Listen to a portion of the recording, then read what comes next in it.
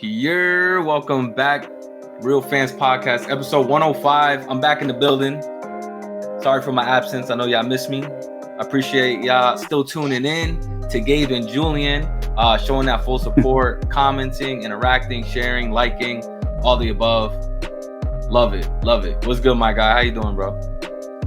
Doing good. I just want to showcase this. So I've been on like this thrift grind like the past couple months. I've been having like, man, I tell you what, like it's almost like treasure hunting, like finding like that one cool piece. Finding those hidden gems, at the right so price. This is the hidden gem I found at a thrift shop. I'll get closer. Hey, NFL Pro Bowl Hawaii. What year is that? 1994. Oh, shit. This is a 30-year-old hat. Yeah. So I was like, I saw this. I got it. $15. There's a retro thrift shop right by my house, about 10 minutes away. And they actually do like all kinds of old school retro games, consoles, clothes, jerseys, whatever. So I found this little guy and $15. I was like, yo, this is tight. I was like, man, this is literally, it's 30-year-old hat. Like, and it's in really good condition. So honestly, I've been on the hunt. It looks brand new. I couldn't even tell, to be honest. Yeah. So I've just been on the hunt. I don't know. I got that itch for it now. Just looking for cool finds and cool things. One, it's cheap, and two, when you find something super cool, it's very satisfying and unique. Yeah. So for our listeners and viewers out there, like right before the episode started, Julie and I were literally just talking about that. Mitchell and Ness collections, right? Throwback vintage things. But for me personally, man, I love the hunt.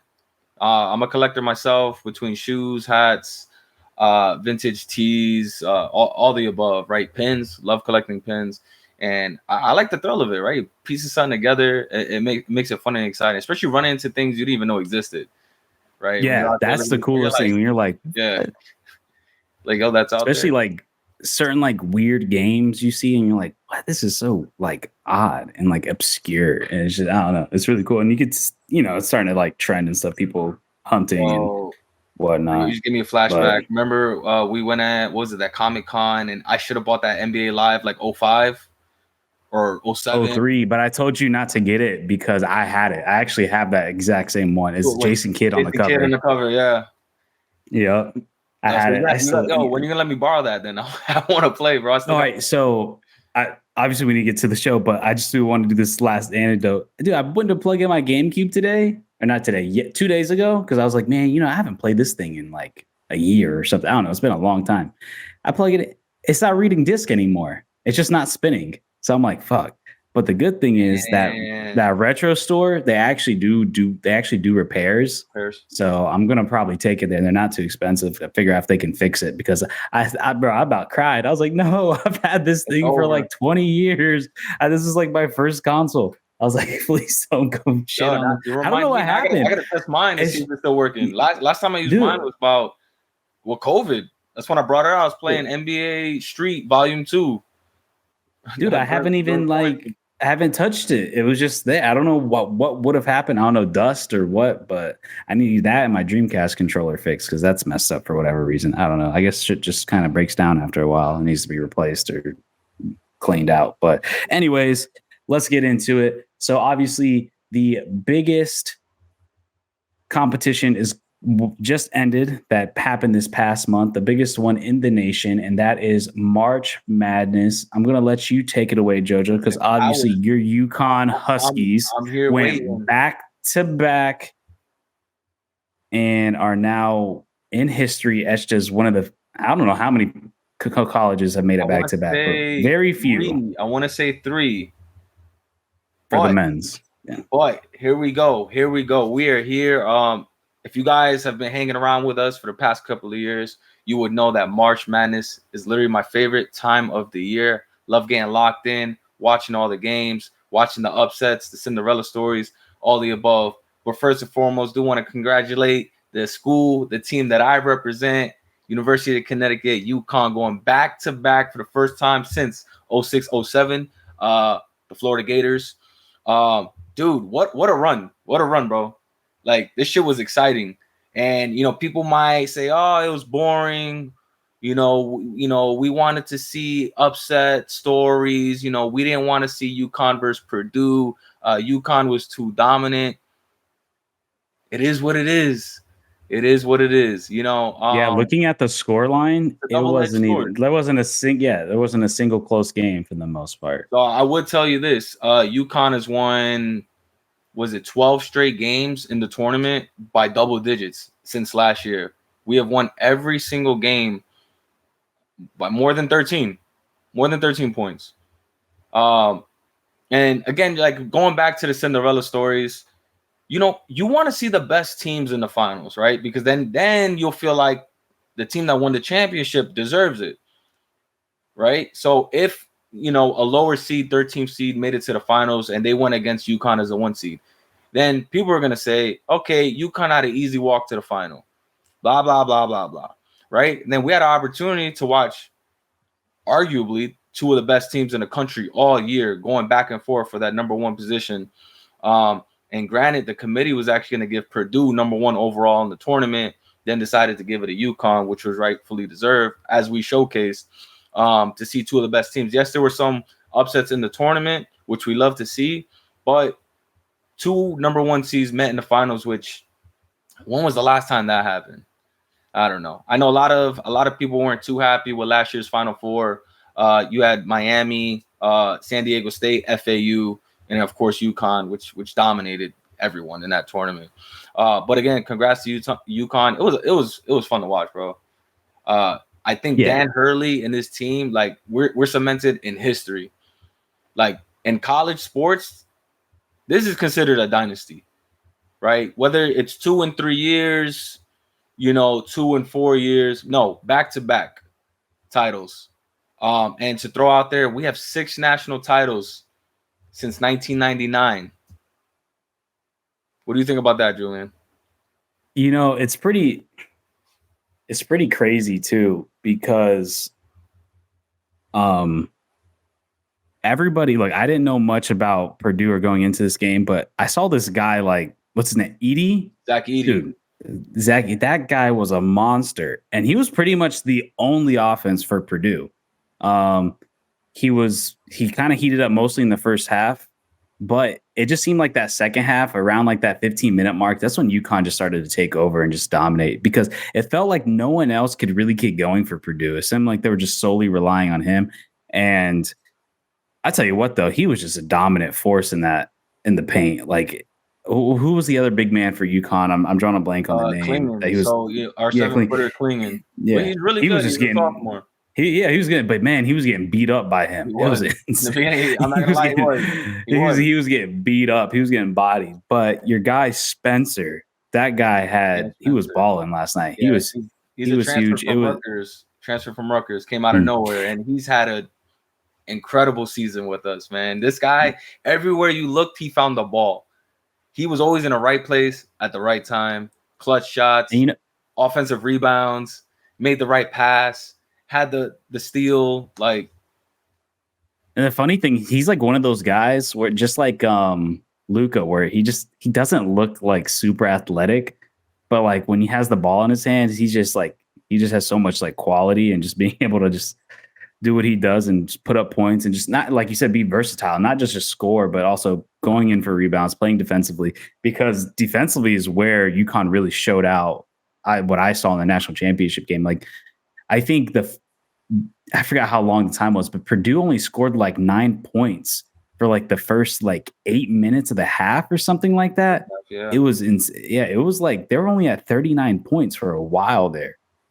And I think too, like what you said with the back-to-back, I feel like it makes it even more impressive in like today's era of college basketball, because with the rate of how quickly kids leave college basketball to go to the NBA, especially if you're coming from a big school like UConn, to me, it just makes it even more impressive being able to see that. And I do want to bring up some of the big upsets I'm looking at. So Kentucky getting knocked down by Oakland, 14 seed Oakland, and then NC State making it to the Final Four was huge. I called that run. Really? They won 5 games in 5 days to win out their tournament to get in to the tournament. Yeah.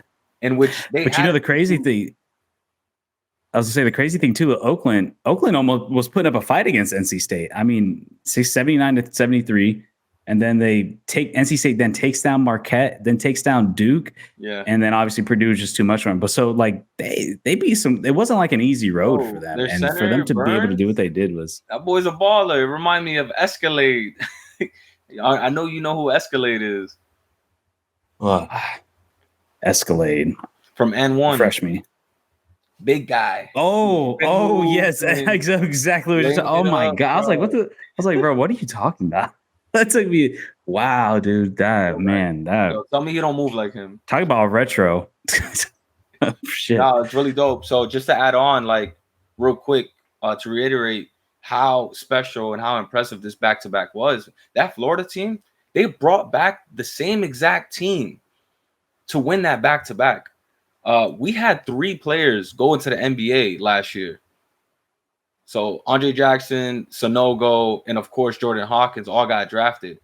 Tristan Newton decided to stay an extra year because he could have easily went into the draft. Maybe would have been like a second-round pick. Decided to stay. So we had some, veteran presence there. Klingon, our center, was a freshman last year who was behind Sonogo, who was our star center. So he stepped up this year. We had Cam Spencer, who was a transfer. And then can't believe we didn't, bring this guy up. But, our guards, bro, like, are insane. We had freshman guards just balling out there. Like, just impressive work. Yeah, Spencer, 8 rebounds as a guard with having Edie underneath the bucket. Like, that's pretty impressive to get that many rebounds. And then, like you said, Newman had 20 points this past game. So he was by far the leading scorer for UConn. So it was just a dominant performance all around. It just, especially like you kind of saw it close in that first half, but then that second half was just, they just took over. It was done. Like, once after those first like 8 minutes passed, it was just like, this game's done. Like Purdue looked like they didn't know what to do. They didn't know they couldn't put anything away. They were just lost. They were losing the ball. And it felt like their only answer was just to pass it to Edie and hope he can like put something. And man, that guy cannot shoot a free throw to save his life. He made a couple early on, but in the clutch, wasn't happening. And I would say so with Dan Hurley, he's a very defensive minded coach, right? And the way he transitioned was like, okay, we do need to worry about our offense. So if you really sit back and watch UConn run those offensive sets, they slow the ball down. They usually shoot, in the second half of the shot clock because they're running screens, they're running slips, they're running back doors. Like, they are playing NBA basketball. That is why they were so dominant. It was impressive. Like, this team just was so mature and tenured and unselfish. In order to go back to back, and there was threats everywhere, bro. Castle was a freshman. He's about to be a lottery pick. Hopefully he stays a year. I mean, I think he's gonna make it to the NBA. But like, imagine he were to stay just to run it back another year. But like the depth that this team had, we lost 3 games all year long. We lost to Kansas early on, where we had 2 injuries, and no one wins in Kansas. No one. I think they were undefeated at home. Right, we lost to Creighton in Nebraska. I think we're like 0-6 or 0-7 all time playing Creighton in Nebraska. We've never won there. And then, of course, shout out Seton Hall. They did pull an upset. They beat us by 15. They didn't get in the tournament. Sucks. Them and St. John's from the Big East, I feel like should have gotten in. But they did win the NIT tournament. But just to throw that out there, like, we were the best team all year long.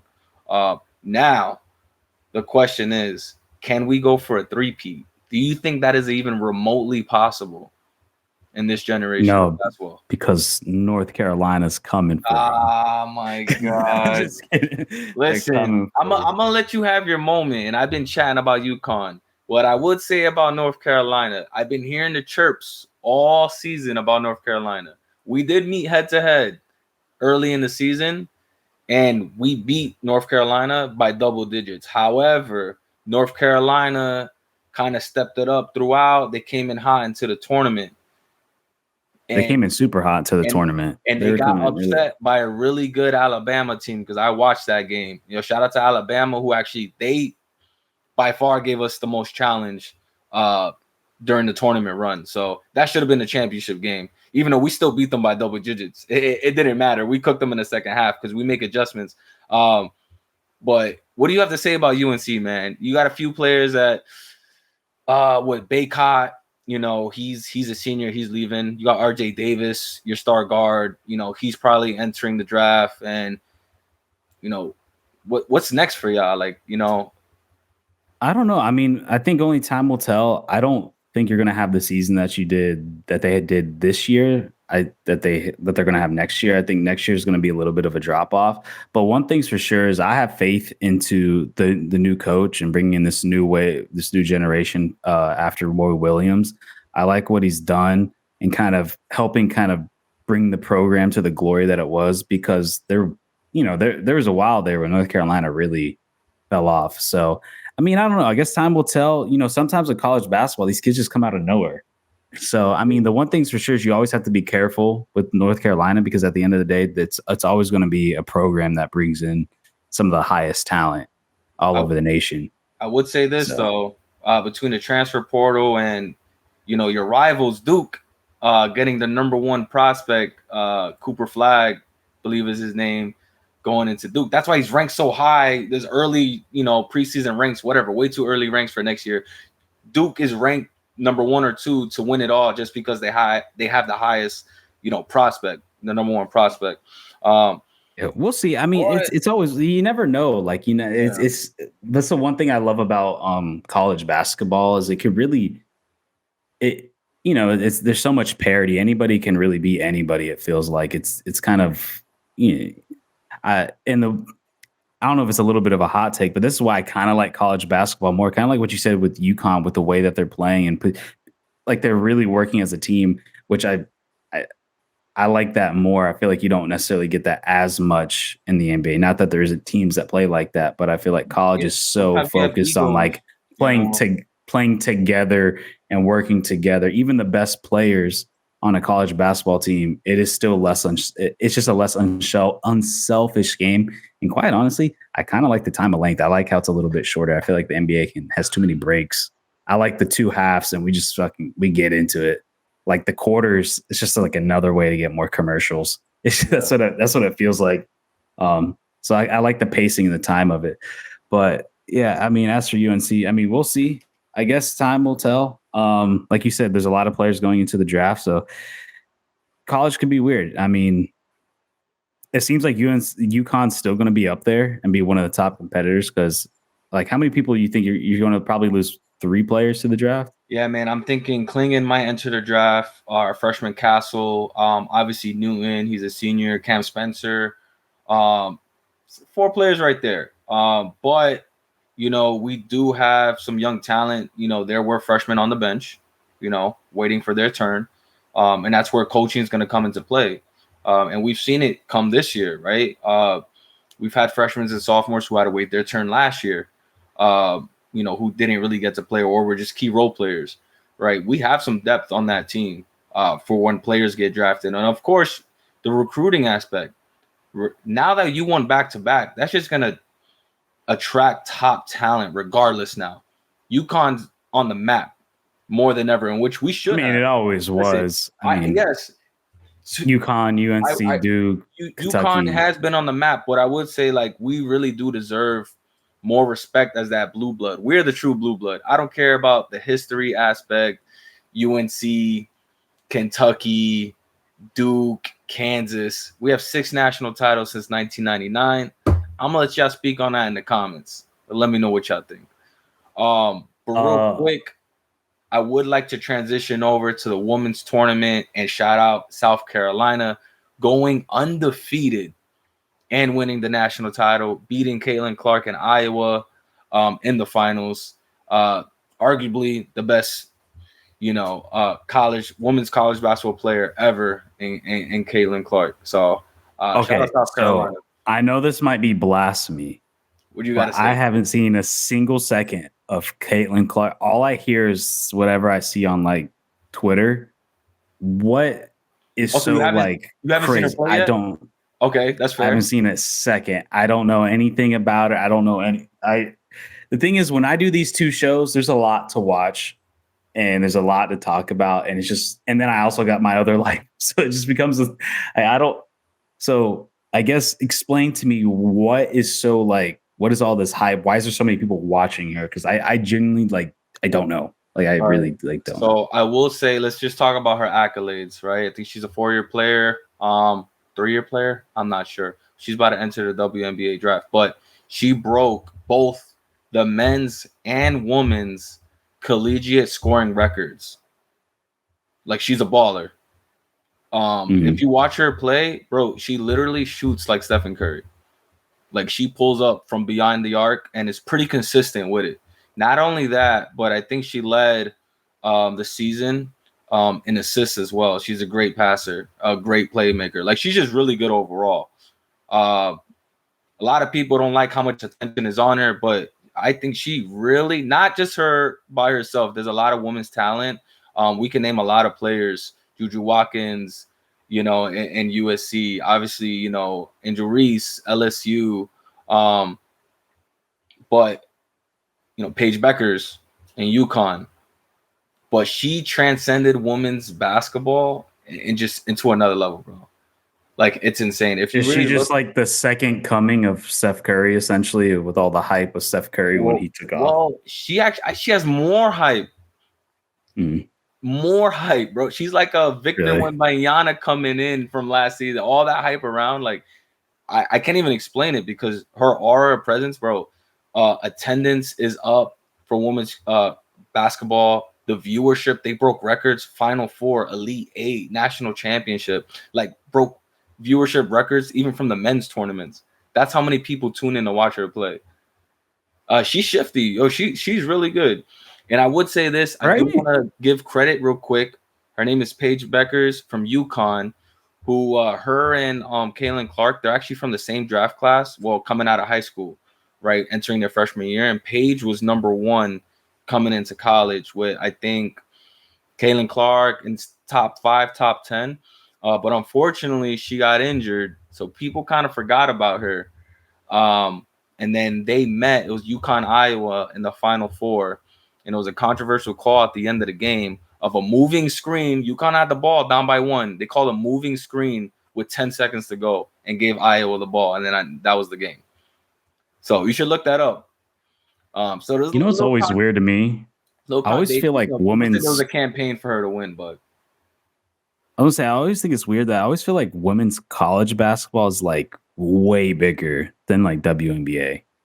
Well, as of right now, I don't know if that's true, but it feels that way. Like, I feel like I hear way more about women's college basketball than I do WNBA. And obviously, there's a lot of factors that go into that. 100% in the last, because of these names, because of Caitlin Clark. That's why we've been hearing about it. We've been seeing all the posts, we've been seeing all the commercials, and it's gonna transcend 3 to 5 years into the WNBA. We're gonna be paying. If we had a WNBA team here in Miami, I guarantee you we would pay to go see Caitlin Clark play. And it starts with just that. The ticket sales, the viewership, the merch. 3 to 5 years, I guarantee you, WNBA is going to be on the map because of all the stars that we have in college right now. Yeah, I saw something that I think that game, that Final Four game, was the second most watched most watched non-football game on ESPN.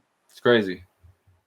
I think the only thing that was ahead of it was the 2014 World Cup when it was on ESPN. Everything else, it's the second. It's more than anything else outside of non-football, obviously. Yeah. So pretty crazy the effect as well. Talent there. So again, like, when I started this convo for the women's team, shout out South Carolina went undefeated. I think it was 37-0. 37-0 to win a title. So I was going to ask you, what do you think is more impressive, to go undefeated and win a national title, or to win back-to-back national titles for the men? I think going back-to-back is hard. That's really hard. I mean, ask anybody who's attempted to go back-to-back. Like, I think what makes back-to-back so hard is you can't just run it back. Now, especially in college, like, things are always shifting and changing and moving.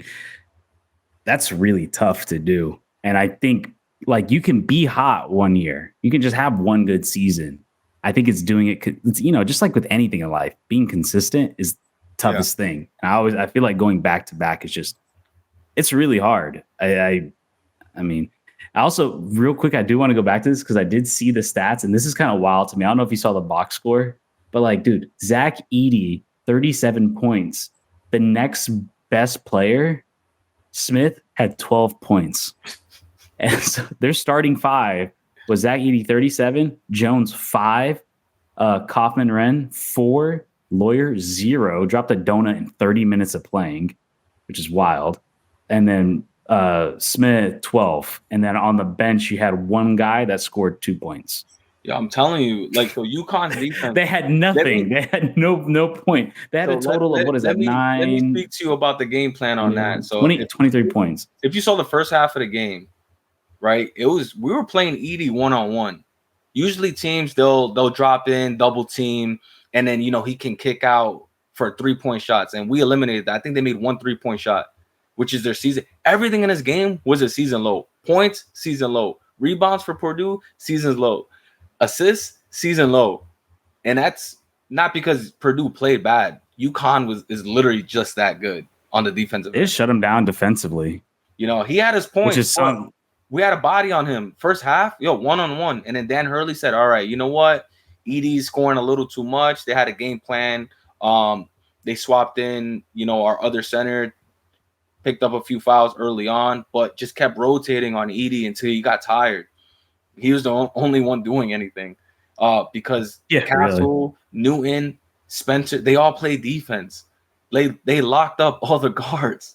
They had no answer. Which makes college basketball great. There's defense. No answer. There's defense. It was only Edey, bro. I was a little impressed, bro. A 7-footer shooting over another 7-footer. I don't care how good you are. That's tough to do. Isn't it wild to you, like, to go from NBA and then watch college and just see like the effort? It is wild to like. There's like a game plan to like shut somebody down, not just outscore someone. It's pretty crazy to see. I do want to end it off on this college basketball news. John Calipari, longtime Kentucky head coach, going to Arkansas. I don't know why he would leave. I don't know the backstory or anything. I don't know if you know. Yeah, I do know. But but like, to me, that's wild. Explain why he's leaving, I guess. Listen, I know you're not always looped into the tournament every year. Calipari, if I'm not mistaken, in Kentucky, they have they got upset. One tournament win in the last 4 or 5 years. There's been a year they didn't make it. Now they've been upset twice in the first round. They were upset in the second round. They have not done anything. And Calipari is getting paid a shit ton of money. He recruits the best players in the country, which, yes, whether they go deep in the tournament or not, these players are getting drafted to the NBA. These are NBA players on his team. And they have one tournament win in like the last 4 to 5 years. That's why he's leaving. So I feel like that's pretty wild. Left on mutual terms. After that upset, obviously, it was kind of like, oh shit, what is Calipari gonna do? What's his next move, right? Like, is he gonna play with Kentucky? Like, you're gonna get the heat for it. Obviously, it's disappointing. You know what I mean? Like, you have these high expectations. You're a blue blood, apparently. You have all this history. And University of Kentucky, you have one tournament win in the last 4 or 5 years with the best talent around you. You should be competing for a national title every single year. But unfortunately, he got the short end of the stick. And I think he just decided to leave before shit hit the fan and found a coaching opportunity in Arkansas, in which he's still going to be able to recruit. I think he's still going to be successful there. Is he going to compete for a national title? I don't think so. There's new players in the game. Just like, not to throw in football, but, Nick Saban he's like, hey, I'm going to retire. Like, the game's changing. Recruiting's changing. Transfer portal is kind of disrupting things. When you think about it, for a long time, Kentucky pretty much ran the SEC. And now you have the rise of Alabama. Which I'm like, God, don't they get enough from football? Like, but So true, so so true. yeah, But you're like when I first started seeing Alabama play, I'm like, what? Like they've always been terrible. you want to hear something funny though? You want to hear now in the media? This is literally like 24 within the last 24 hours. So Calipari is leaving Kentucky. Dan Hurley just won back to back. You know what they're asking him in his press conference? Oh, do you think you'll take a job in Kentucky? What? No, bro. Doesn't matter. Yeah, why would When you we leave first, UConn? they're probably It's gonna one thing give if him a it was blank check. like They're gonna give Dan Hurley a blank check, like, hey, come over here. it's one thing if he was like coaching like NC State, but like Yeah, he's coaching UConn. Like he's not. Why would you leave? Like it makes no sense. I don't see it But happening. Don't see it happening. I guess let's transition to our next topic. We're going to swap over to a little NFL news. I know last episode we pretty much solely talked about the NFL, but we're going to talk a little bit about JoJo's favorite player in the entire league, Russell Wilson. Me and Gabe did cover a little bit about our general thoughts on the move, but since that episode, there's been more movement for the Pittsburgh Steelers, and I find it very interesting, and I'm curious to get your thoughts. So I'm going to bounce it off to you first.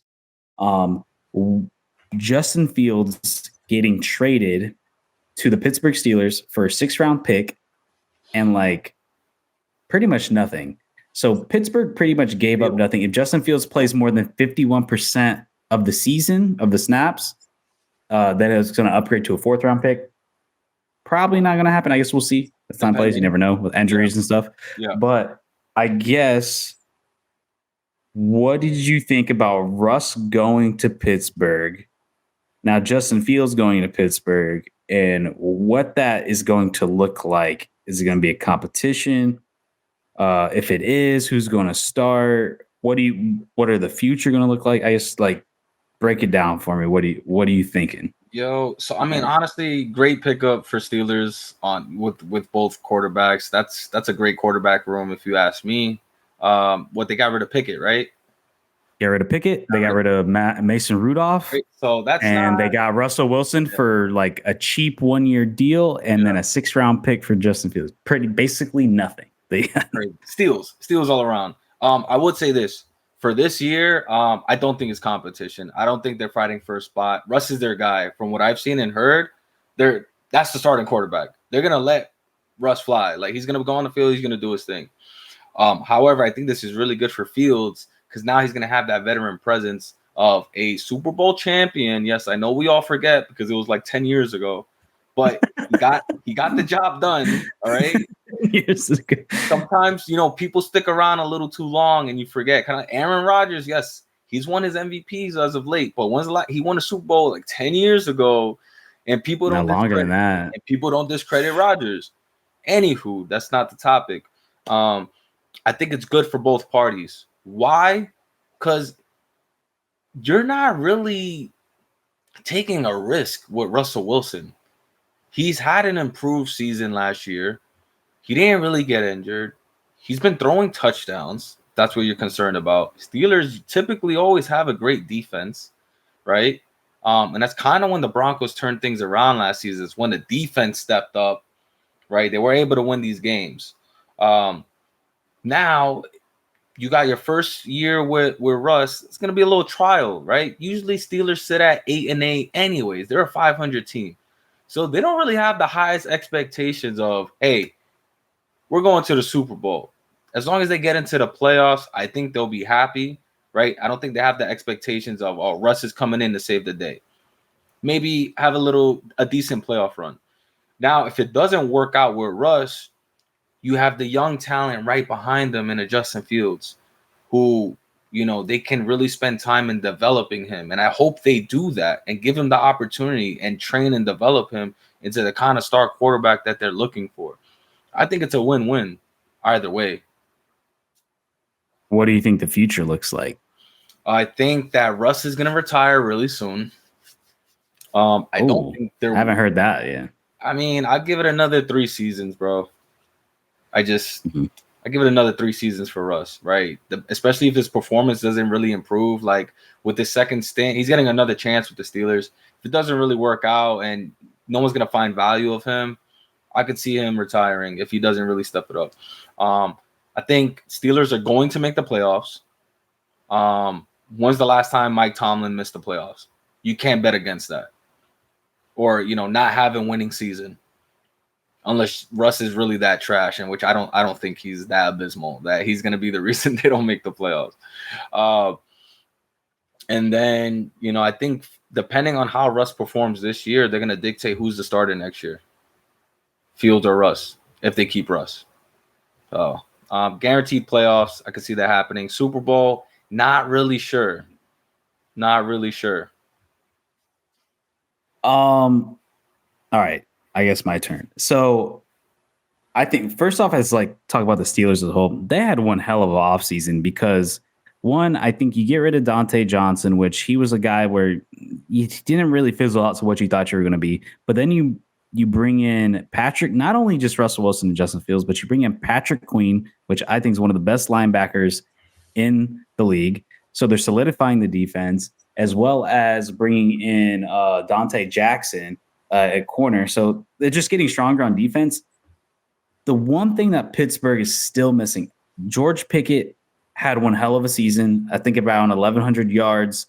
But he was always a guy where you never knew which Pickens you were going to get because he never felt like he was always all in certain games, like moments where he just showed like his talent and his athleticism and be able, because look, to get over 1,000 yards with that quarterback situation they were dealing with is impressive because Pickett ended up being pretty much a bust. Mason Rudolph, we already kind of knew who he was. He was pretty much just a backup quarterback. Yeah. So what Pittsburgh's been able to do, I know there was talks of him going, Mike Williams going to Pittsburgh, but Mike Williams ended up going to New York, I believe. So Pittsburgh is still missing that guy, I think. If George Pickens ends up being that guy, great. Maybe they draft a number 2 guy in the draft. I think this is lining up for Pittsburgh to probably get a receiver in the draft. But as for the 2 quarterbacks, to bring it back to them, I think you're right. I think it's set up as of right now. It's Russ's job. Russ is the starter. But I do think there is going to be a competition of sorts. I do believe if we get into the preseason and Justin Fields is just playing better, that job is gone. I don't think it's locked in. I don't think it's super locked in like some people are saying. I think if Justin Fields, which we also have to look at, I don't think this is the end of Justin Fields. I don't think, all right, this guy's just going to be a backup for the rest. Yeah, I think this guy not at all. I think he has talent. I think the Chicago system just sucked. It was terrible. The coaching, the offensive, the scheme. It felt like he was a one-man show a lot of times. Yeah. And quite honestly, I'm a little surprised Chicago got rid of him, but I'm also not surprised. I think Chicago's aiming up to like make a move to one of the new quarterbacks coming in this draft class. So, but if Chicago, that was a terrible trade. I mean, to give up a 6th round, that's like, man, you got nothing in return after you invested a 1st rounder into him. If you really didn't want him, why not trade him at the deadline this past season and you would have got a little bit more value for him. But what I see happening is I just have this feeling. I think Justin Fields is going to play really well in the preseason. I think Russ is going to start a few games. Look, whatever. Not bad. Because I don't necessarily see Russ playing bad. I think he's just going to play like average, kind of clean football. And I think it might hit a point where it's like, all right, we got to see what Fields has. I just have that feeling that Justin Fields is probably going to end the season. I think Russell Wilson starts it, Justin Fields ends it. And I think it's good for Justin Fields to be behind someone like Russ, just to learn what it's like to be like a high quality quarterback in this league, because I do think he has talent. So, but I do think no matter how, the only way Russell Wilson gets re-signed is if he has a lights out season, which I just don't, it's not going to happen. I think this is a one and done year. I think Mike Tomlin is really looking at Justin Fields and like, this is the guy. because I believe Kenny Pickett and Justin Fields were on the same draft class, if not very close. And to me, this proves that Mike Tomlin probably always liked Justin Fields and always wanted him. And I think he saw the opportunity and took him. And look, Justin Fields is going to turn 25 this year. Long-term plan. He's still super young. And he improved this past year. So I think you're going to have Russ in there for 1 year, and then it's Justin Fields' team. And then I think Russell Wilson's probably just going to maybe bounce around, maybe stays like I think his time as a locked-in starter is just done. And looking back on it, I was thinking about it. I forgot when Denver traded for Russ, they also gave him an extension. So I'm like, man, Broncos were just stupid he had 2 years left on his deal. Yeah, it's not why. That's why they made it such a fuss with front office. Dude, he didn't want to renegotiate, and that they cut him. Think about it. It's 2 years. They could have. He would have just played the second season. They would have been done clean and not have to worry about it. But now they had to get all that dead cap. That's what I'm saying. That's why. Why are you getting rid of him? You're like, oh, what this and that, and he's not worth it. Well, I still believe. I mean, how many? He still had years left, bro. Like that's what you guys did. And then you got this coach coming off the couch wants to dictate all that after. Like, bro, like, come on, man. Well, yeah, but I don't think that's necessary. I think they made a mistake extending him. Maybe you should have waited at least a year. I guess they were so sure that he was going to be something, but just like giving Kyler Murray the max, right? It's a little too early. He ain't proved nothing. I mean, but I think Pittsburgh is going to be a solid team. Pat Freiermuth, he's a really high quality he's good. Tight end. He's a really good tight end. You got Najee Harris in the backfield, of course, that's playing really well. The defense, TJ Watt, and now the additions of Patrick Queen and Dante Jackson is just going to make them even stronger. And then obviously, like I said, George Pickens, if you can get a motivated George Pickens, they can be really good. And this is even pre-draft. So we don't even know what they're going to do in the draft yet. And I think they're going to get another receiver in the draft. I think they need another receiver. Mike Williams would have been an amazing pickup for them. But I don't know if they're winning the division. I don't know. They're not going to. I just think the quarterback play, as much as I have faith that Justin Fields can be good, and maybe he just absolutely lights it up this year if he plays this year or whatever. I just don't think yet they're not at the level that Cincinnati and Baltimore are at yet. But I do see them as a wild card team. I think they're a wild card team, and they're probably going to be a 10-win team. And I do think you're going to get a better Russell Wilson. They're going to win 10 games. Just about to say that. And Cincinnati's a coin flip. Who the fuck knows how they? Yeah, we expect them after Joey Burrow went to the Super Bowl and all that. Dude, they're injury-ridden team. Their receivers are getting a little frustrated. Let's see what happens in Cincinnati. Like, let's see if they could get back. I'm not saying Cincinnati's a locked-in division winner. I think that's still up for Baltimore. But Cincinnati is still a team that can win the division, and they're still. I mean, at the end, when you got, they have a lot of upside. Joe Burrow, I know that, but still, like, I think it's a team that you still need to watch out for, and they're still going to compete, and it's going to be a real. And then you also got the Browns, whatever they're going to do. We're at the quarterback position with Deshaun Watson or whatever. They're still a really good team as a whole, and they're a team that made the playoffs with Joe Flacco. Bring your boy back, Joe Flacco. Bring him back, Joe Flacco. But I don't know. That's going to be AFC North is going to be really interesting, like it always is. It's always a really good division. So we shall see. But let's talk a little bit of baseball action. Hey. Last time we talked, I think spring training was just kicking off, but baseball season, America's pastime, is finally started for another year. And I guess I want to talk. Maybe we give a little bit of just like overall season. We got 2 weeks in, 3 weeks in. Got everybody's played about 10, 11 games. Let's give our way too early season predictions.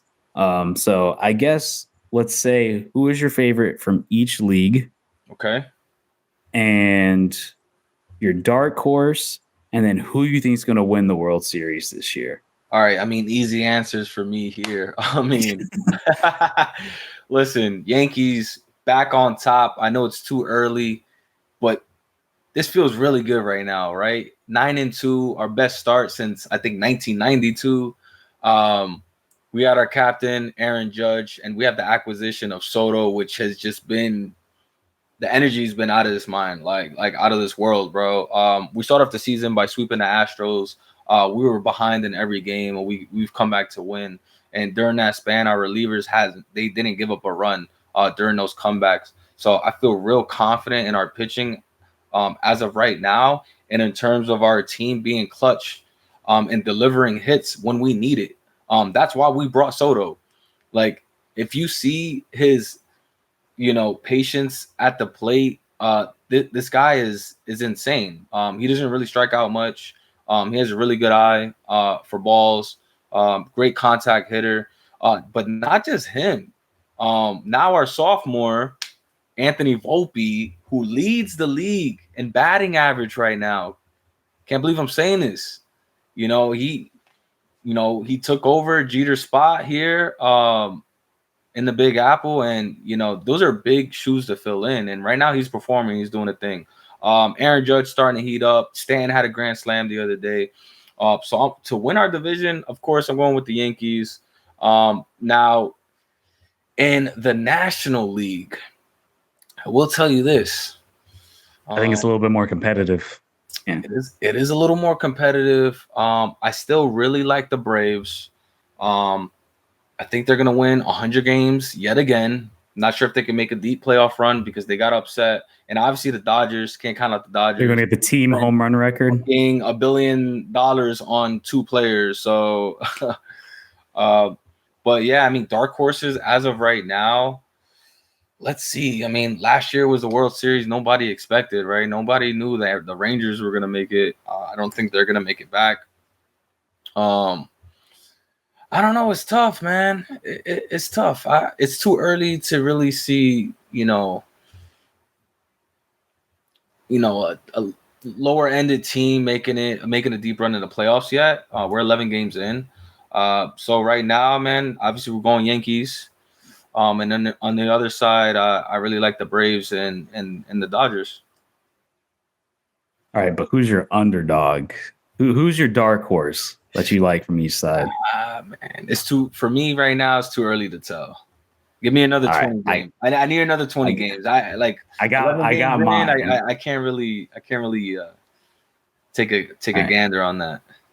I got mine, and I think you're going to laugh. But please don't say I'll start off. Don't say tomorrow. No. Don't do that. No. No. As for the American League, it's tough, because it seems like Houston is off to a really slow start. I think they're going to pick it up and then play well, but I am glad to see it looks like the end of an era in Houston. And man, I just watched the Yankees play the Marlins last night, and I know the Marlins are fucking ass. They're kind of showing that they overperformed last year, but for sure. The addition of Juan Soto and whenever Garrett Cole gets back, and now have that lineup is just too good. It's so good. And will the Yankees bottle it? We'll see. I don't think so. I think in the long stretch of things, as long as they can stay healthy, because I know there were some injury concerns with Aaron Judge. I think they seem like, to me, the clear favorites. I mean, I'm looking at the standings right now. I mean, the Guardians are off to a good start. How well down the stretch are they going to look? We'll see. It seems like it's the Yankees. It's the Yankee season to really kind of take over. I will say though, Boston is really overperforming right now, considering what they have and the season they had last year. True. But as for the NL, I think this is where it gets a little interesting. Obviously, everybody wants to say the Dodgers and the Braves. It's honestly a coin toss because, man, the bats for Atlanta are just so good. I mean, last year did they break it, or it was close to breaking the all-time team home run record in a season? I don't even know. Insane. That team is stacked with offense, and they're base stealing. Yeah. They got speed, like offensive powerhouse. But to agree with what you're saying, with the Yankees this year, man. I mean, 1 through 9 can bat. I hope for the rest of the season we're just not relying on the long ball. which we had, right? We need some contact. We need situational hits, in which we have been doing so far. We can't leave runners stranded on bases. We just need our pitchers to do their job. I'm still 50-50 on the pitching throughout the rest of the season. Like, can we remain consistent? I think that's going to be key for a playoff run. And just don't want anybody to get injured, right? Also, I'm saying it's a little too early to tell, right? I think we're like 11 games in. So if you think about it, that's like 2 or 3 series so far that every team has played. So depending on who they played, that determines what the standing is right now. Like the fucking Pirates swept the Marlins, and the Pirates was like one of the worst teams last year. But they started off. I think Pirates are going to be pretty good though. 3-0 and 4-0 for beating the Marlins, which I didn't expect that. Like the Marlins get swept in the first series. So I'm like, I was reading this whole thing. Apparently, people are pretty high on Pittsburgh right now. I guess they have a lot of good hitters. They got a lot of good hitters. That could be a dark. They got McCutcheon still there. So my dark horse for the AL, I'm having a tough time. Can the Rangers make it back? So here's my dark horse for the AL. Actually, I'm going Seattle. I've had them as a dark horse the last few years, but I think Seattle's going to get it done. They've slowly progressed year after year. They've continued to get better. I think they're going to get it done. Get it done. Seattle's going to be a win or get just be a real make a run. I don't know if they win. I don't think they win, but I think they're going to be, because I think they got bounced out of the first round. The last 2 years. Last year, it was tough for the American League with the wild card. Like, all these teams were going back and forth trying to fight for that wild card spot if they didn't win the division. It was crazy last year. Seattle's my AL. Now NL, I got like 3 dark horses, which is, I know, doesn't really make sense. But so I got, obviously this is not the dark. This is just my favorite. Atlanta Dodgers. Okay, those are your favorites. I'm going to go. I think Dodgers are going to get it done. I think Dodgers are going to get it done. I think Dodgers are going to win the NL and go to the World Series. I think they're going to beat Atlanta. I think Atlanta's going to find a way to choke and not make it. So I'm going LA there. Obviously, you got probably the best baseball player on the planet, Shohei Ohtani. Now for my dark horse. What do you got? I'm gonna start off with this one. I got the Cubbies. Of course, I was waiting. Why? I need to know the why though. The why. 2 words. Shota Ignayamaga or what? Let me. Wait, I'm fucking up his name. Let me look this up. I'm fucking up his name big time. Hold up. Shota Imanaga. You heard of this guy? Sounds familiar. Guy's out of Japan. Okay. He's winning the Cy Young this year. So you're calling that now? Yes. He smoked the Dodgers in that 8-1 victory. Okay. In his second start for the Cubs. And then the Cubbies also brought back what's his name? Why am I drawing a blank? Oh my God. Cody Bellinger. Okay. Brought him back. Stud. Yeah. And then apparently this guy Suzuki been playing great. So Cubbies, they're off to a good start. So the record right now is 6-3, and they played a series against the Dodgers. That's fair. So coming off strong, like I said, everybody's super high on this guy out of Japan that he's supposed to be like Shohei Ohtani. I would say the next Ohtani again. Yeah, without like the next offense. Ohtani. So without the offense. So yeah, without the offense, but just the pitcher. This guy, I was watching his highlights. He was dicing them up. So I think the Cubbies are going to make a run to the playoffs. I think they'll make it back to the playoffs and be a dark horse. My other 2, I think even though the Padres have lost Juan Soto, they still got a really good team. God, the Padres. Not saying they're going to win. No, I don't think they're going to win. I know, but man. I think they're going to be a playoff team. They did upset, and I think they're potential not too long ago. I'll give them credits to that. Dodgers won the division by like 20 games a couple years ago, and listen, I love the Padres on paper, bro. They got Manny Machado, Tatis, they had Soto, Tatis. they had Yu Darvish, they had some good pitching. And Dodgers find a way to still win the division every year. You can't go in That's as a why wild card. Like, yes, wild card teams have success. When is it going to be your time to take that throne and just win the damn? They're investing so much money into these teams. Win your that's why I division. think they're.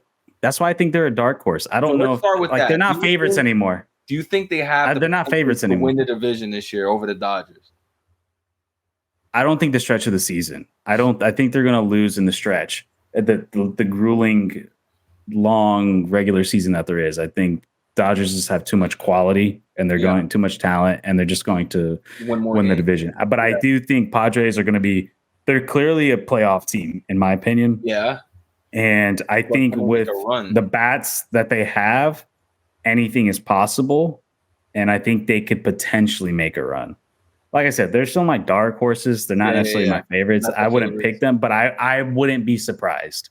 I think there's a possibility they can do something at the end of the day. If you want to call that a dark horse, because it's like, well, that's like a team people have been talking about for years that they're supposed to do something. I'm waiting. Whatever. But you got to give credit to like the other teams that have, made runs like Philly, Arizona, unsuspected. Like, shout out to them, and those orgs, right? No one expected them to make it to the World Series the last few years. So it could happen. It could potentially be their year if they sneak in as a wild card, depending who they play. Right. Yeah, but I guess my true dark horse is the Cubs, and not because I root for the Cubs, but just because, like, genuinely, it's because this guy everybody has him winning Cy Young for the NL. Like, this guy is supposed to be like fucking nasty. So keep your eyes out for him and check it out. I'll tune in some Cubs. I do want to mention something about my dog shit Marlins. They're awful. They're playing terrible. I had a little bit of hope. Bro, no, I didn't. What am I talking about? I'm genuinely surprised. Like, I'm not surprised. Offensively, they're pretty stacked. I wouldn't say stacked. They're just inconsistent. That's the problem. It's like, look, you have Berger, Bell, Chisholm, Arise, but I don't think you're going to get that same Arise you got last year. I think he's going to have a dip. Obviously, like he had a really good start to the season. Really great season. The problem is, and what the Marlins' problem was going down the stretch, was just inconsistency. Like, you go on these streaks, and then the one thing they didn't address at all, and what was the biggest issue last year, was the bullpen. The bullpen is awful. It didn't get any better. They made no moves in the offseason, essentially. Like, nothing happened. You think coming off of the first playoff appearance since they won the World Series, because I don't count the COVID year. I know. I was going to say, you're not counting COVID. I'll give you that. I'm not counting year. It is the true last time they made the playoffs since they won the World Series. And they did nothing to capitalize on it. They did nothing. Like, that he needs to sell the team because since he's bought this team, he's done nothing with it. He's done nothing. It's been awful. It's been terrible. They've even fucking screwed the city. It's like, it's just, it's so depressing to see, because like you said, there is some talent on the bats, but the problem is they acquired Tim Anderson, right? He has offensive potential as well. Like, but now with Sandy, they and Sandy's out for the season. Berger last year, right? They made some moves. They got and Bell. They made some on the trade deadline, yeah. So, but nothing in the offseason. There was nothing in the offseason. They didn't do anything to bolster the defense and the bullpen. And now, especially knowing that Sandy was going to be out, Sandy is now out for the entire season because of Tommy John surgery. So now you're solely relying on Luzardo, which Luzardo, I think, has potential. I think Luzardo, to me, this is Luzardo's make or break year. If he doesn't step up and be the guy, he never will be. I think this is his chance to be that guy. And what he showed yesterday against the Yankees was terrible. He allowed back-to-back homer. He gave a 3-run homer to Juan Soto. He looked terrible. Will he bounce back? We'll see. Right now, he's the best pitcher in the bullpen. So you have to see what you got. I thought him and Sandy were going to be a good duo. I thought Luzardo looked pretty good at times last year, but this year, I mean, look, it's only the beginning of the season, and he did play against the Yankees, which is a tough ask. But I expected better. You got to play better. You got to play better. Your opening season homestand, which is about 7 games. You didn't win one of them. No. The fans were excited for opening day for the first few games. Now they're on the because of the road. season last year. Yeah, now they're on the road getting cooked by the Yankees. And obviously, I hope the Yankees complete the sweep, because why not? They're gonna come back here to Miami. Who's gonna go to Look, this? you want to see the score? Like, look at the bullpen, dude. Like 6 runs. So this is all against Pittsburgh. 6, 7, 9, 9, and then in Angels it was 7, 3, 10. Then the Cards 8, 3. They finally won one against the Cards 10-3, and then they gave up 7 against the Yankees. It's like they're allowing runs left and right, and then the bats have just been inconsistent. Like, they're not putting up enough points. I don't even think they gotten above, outside of the one game they won, they haven't gotten above 5 runs outside of the one game against the Cards. So it's like, I don't know. The Marlins, we'll see if they can turn it around. I don't know. I'm not feeling very optimistic. I don't think they're the worst team. I will say that. I think they're better than what their record is. I agree. At least offensively, but defensively, they are pretty bad in the pitching department. The arms are terrible. It's probably one of the worst in the league. I mean, if you take out Luzardo, they're really, really bad. So we'll see as time goes on. Pirates might be your dark horse. 9-3 start. Oh, there might be. I told you, Pirates are supposed to be pretty good. I'm not a Pirates guy. Yeah, it's too early. I don't know anything. Give me another 15 games. And I want to watch more games. I want to see more pitchers. I want to see how teams react to certain situations. I'm gonna be dialed in now that March Madness is over. It's baseball season, so it's time to be dialed in. In our next episode, we're gonna be talking all baseball. Well, today's the next game in the series. The Marlins Yankees literally about to start right now. Yep. But also before this, real quick shout out for the other podcast. I want to thank out all the love that you guys are providing to real fans, all the new subscribers. Greatly appreciate it. We're on our road to 200 subs. Things are going well. I'm glad you guys are loving not just this show, but also the soccer show. And if you guys enjoy some footy talk, today was an incredible day. If you're a footy fan, the Champions League today was amazing. I was on the edge of my seat the entire day. So, but yeah, I want to thank everybody for listening. If you made it to the end of the podcast, you know what to do. If you haven't done so already, like and subscribe. And yeah, Jojo, any final thoughts? No, man, feels good to be back, right? March Madness brought a lot of excitement. Again, shout out to UConn, shout out to South Carolina. It is now baseball season, aka Yankee season. We're gonna hear a lot of talk about that. And of course, as always, appreciate y'all tuning in. Find us on Instagram, Real Fan Podcast, YouTube, Spotify, Apple Podcasts, all the podcasts, all the stuff, right? Hopefully leave a review. We'll be back if you're on podcast. Facts. Yeah. And we'll see you guys next week. Peace out, everybody. Peace.